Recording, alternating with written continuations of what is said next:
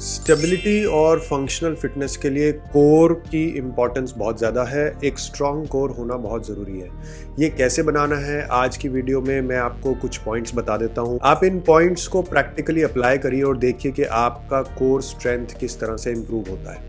शुरू करने से पहले इस चैनल को आप सब्सक्राइब कर लीजिए और वीडियो को ज़्यादा से ज़्यादा लाइक करिए और शेयर करिए और बेल आइकन दबाना मत भूलेगा, क्योंकि जो भी वीडियो अपलोड होगा वो सबसे पहले आपके पास आना चाहिए। स्टेबिलिटी और फंक्शनल फिटनेस के लिए कोर स्ट्रेंथ होना बहुत ही इम्पॉर्टेंट है और कोर ही हमारा एकमात्र फाउंडेशन है, हमारी बॉडी का फाउंडेशन है जो हमें स्टेबिलिटी देता है, बैलेंस देता है और हमारे हर मूवमेंट में पावर भी अप्लाई करता है। तो हम एक्सप्लोर करते हैं कि क्या ऐसे एस्पेक्ट्स हैं जो हमारे कोर को इम्प्रूव करने में, उसको स्ट्रॉन्ग करने में हमारी मदद कर सकते हैं। सबसे पहले हम ये जानते हैं कि कोर के मसल्स में इंक्लूड क्या क्या होता है। तो सबसे पहले तो आपका एब्डोमिनल्स, जिसको आप सिक्स पैक एब्स कहते हैं, तो वो इंक्लूडेड होते हैं। उसके साथ ऑब्लिक्स, आपकी लोअर बैक, जो आपके डीप स्टेबलाइजिंग मसल्स हैं, ये सब मिला के आपका कोर कहलाता है। अब ये सारे मसल्स जो है ना, ये सब एक साथ काम करते हैं ताकि आपकी स्पाइन को सपोर्ट कर सके और आपका एक प्रॉपर पोस्चर मेंटेन हो सके। और इनका एक मेजर काम ये होता है कि ये आपके फोर्सेस को ट्रांसफर करते हैं आपकी अपर बॉडी और लोअर बॉडी के बीच में। जो स्ट्रॉन्ग कोर है वो बहुत क्रूशियल रोल प्ले करता है आपकी डेली एक्टिविटीज़ और आपकी परफॉर्मेंस में। जो भी आपकी स्पोर्ट्स परफॉर्मेंस है उसमें कोर का बहुत बड़ा हाथ है। जो मसल ग्रुप आपके कोर में इंक्लूड होता है, कोर एक्सरसाइज उन सभी को टारगेट करती हैं और आपकी स्ट्रेंथ और एंड्योरेंस को बढ़ाने में मदद करती हैं। ट्रेडिशनल एक्सरसाइज जैसे कि प्लैंक हो गया, क्रंचेज, रशियन ट्विस्ट, ये सब इफेक्टिव हैं, बट अपने आप को लिमिट नहीं करना चाहिए सिर्फ इन एक्सरसाइज पे। एक्सप्लोर करिए वैरायटी ऑफ एक्सरसाइज, चैलेंज करिए अपने कोर को अलग अलग एंगल से, अलग अलग मूवमेंट पैटर्न इंक्लूड करके और अपने कोर स्ट्रेंथ को इम्प्रूव करिए। आज के टाइम पे एक होड़ बनी हुई है कि आपको six pack abs, 8 pack abs चाहिए। ये सब एस्थेटिक में आते हैं, बट जो कोर की स्ट्रेंथ है ना, वो इससे ओवर एंड अबव है, बियॉन्ड है। एस्थेटिक्स उसके लिए मायने नहीं रखते हैं। हाँ, वो एक इसका पार्ट है, एक बाय प्रोडक्ट है, बट अगर आप अपनी कोर पे काम करते हैं तो आपकी स्टेबिलिटी और बैलेंस इंप्रूव हो जाता है। कभी कभी आपने देखा होगा कि आप सड़क पे चल रहे हैं और आपका पैर मुड़ गया, आप कच्चे मैदान पे चल रहे हैं, आप एकदम से गिर गए।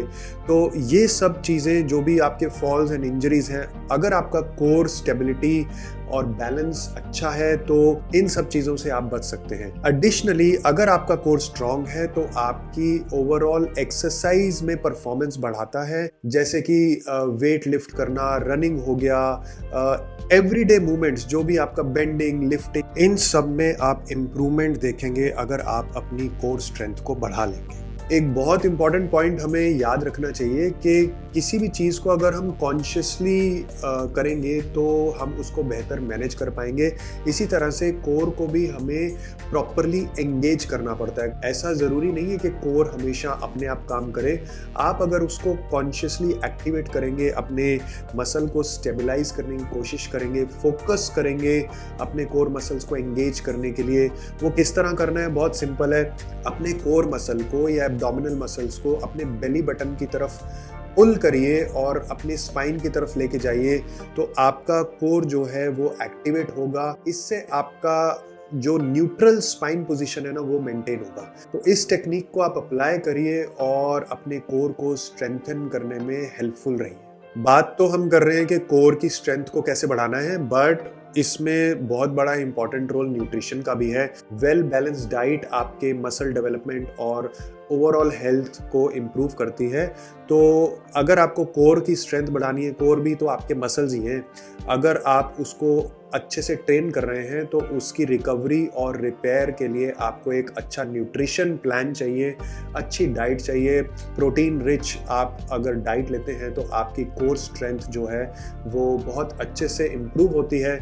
विटामिन, मिनरल्स आपकी परफॉर्मेंस को बढ़ाने में हेल्प करते हैं। ओवरऑल देखा जाए तो बैलेंस डाइट अपने प्रोग्राम में इंक्लूड करिए और अपनी परफॉर्मेंस को बढ़ाइए। कभी भी हम किसी प्रोग्राम पे जब चलना शुरू करते हैं तो कहीं ना कहीं जाके हमारा एक थ्रेशोल्ड आ जाता है। तो ये हमारी मॉरल रिस्पॉन्सिबिलिटी है कि हमेशा हमें प्रोग्रेस करते रहना चाहिए। अपने कोर की स्ट्रेंथ को इम्प्रूव करने के लिए अपने आप को चैलेंज करते रहना चाहिए। हमें ज़्यादा एडवांस एक्सरसाइज पे उतर जाना चाहिए और सिंपल एक्सरसाइज से थोड़ा सा इंटरमीडिएट लेवल और एडवांस लेवल की एक्सरसाइज पे जैसे ही हम उतरेंगे तो हमारा जो कोर स्टेबिलिटी है, जो स्ट्रेंथ है, वो और ज़्यादा इम्प्रूव होगा। जैसे कि हैंगिंग लेग रेज हो गया, बाइसिकल क्रंचेस हो गया, स्टेबिलिटी बॉल रोल आउट्स हो गया। ये सारी एक्सरसाइज आपके कोर को इम्प्रूव करने में ज़्यादा चैलेंज देंगी और प्रमोट करेंगी आपकी डेवलपमेंट को। ये हमें बिल्कुल नहीं भूलना चाहिए कि रेस्ट और रिकवरी की क्या इंपॉर्टेंस है।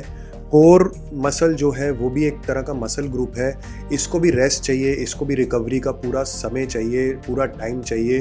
तो ये इंश्योर करना आपकी जिम्मेदारी है कि सातों दिन आपको कोर मसल को ट्रेन करने की ज़रूरत नहीं है। इसमें भी आपको ब्रेक देना है, कुछ रेस्ट डेज होने चाहिए, कुछ ट्रेनिंग डेज होने चाहिए। तो इंश्योर करिए अपने कोर मसल्स को अडेप्ट होने दीजिए। इनको अगर आपको स्ट्रॉन्ग बनाना है तो इनको भी एम्पल टाइम मिलना चाहिए, रेस्ट और रिकवरी मिलनी चाहिए। अगर ये वीडियो आपको अच्छी लगी तो ज़्यादा से ज़्यादा इस वीडियो को शेयर करिए और इस चैनल को सब्सक्राइब करिए। Thank you for joining me today as we explored the importance of building a strong core. Stay committed, stay consistent and enjoy the benefits of solid foundation for your fitness journey. See you.